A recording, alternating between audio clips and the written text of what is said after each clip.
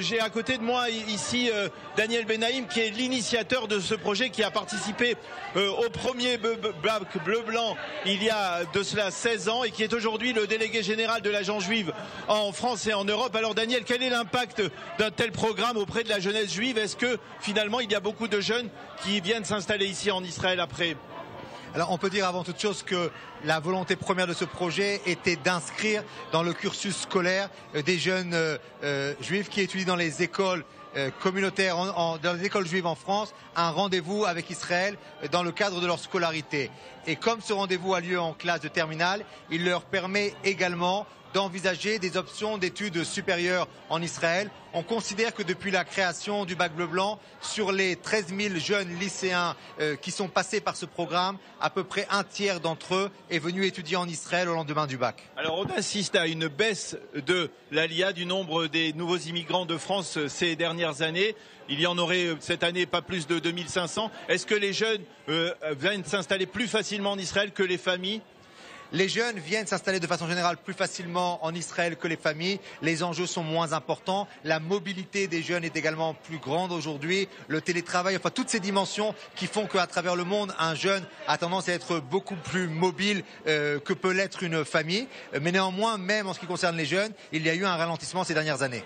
Alors comment faire? On a vu le ministre de la diaspora et de l'éducation, Naftali Bennett, se mobiliser. Il doit être ce soir l'invité d'honneur de cette soirée.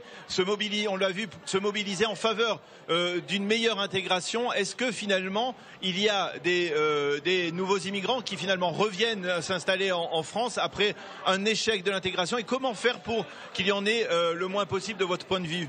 Alors de façon générale, on essaye de travailler afin de développer un maximum de programmes d'intégration. Pour les jeunes, il existe aujourd'hui beaucoup de formules. Massa a été créé en 2004 et c'est une plateforme de programmes annuels qui sont en fait des programmes de transition qui accompagnent ces jeunes la première année en Israël afin de leur permettre un atterrissage en douceur pendant la première année. Je dirais qu'en ce qui concerne les jeunes, on parle moins d'échec d'intégration, mais on parle beaucoup plus de mobilité. Il existe des jeunes qui vont passer quelques années par la case Tel Aviv, qui continueront peut-être à Londres, à New York, à Paris. Il y a aujourd'hui chez les jeunes une mobilité plus importante. Donc on parle moins d'échec d'intégration en ce qui concerne un jeune, mais on parle aujourd'hui d'une vie qui est dans un monde un peu plus global.